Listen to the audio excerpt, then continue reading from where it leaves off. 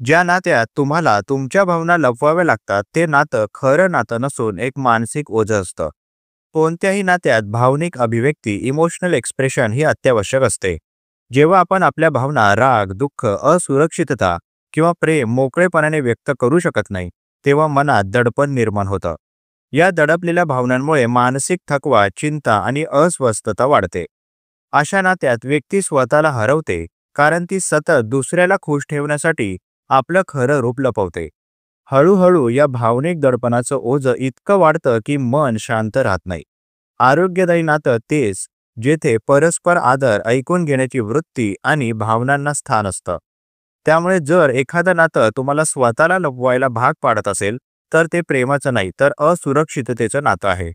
अशा नात्यांपासून भावनिकदृष्ट्या मुक्त होणं म्हणजे स्वतःशी प्रामाणिक राहणं. धन्यवाद.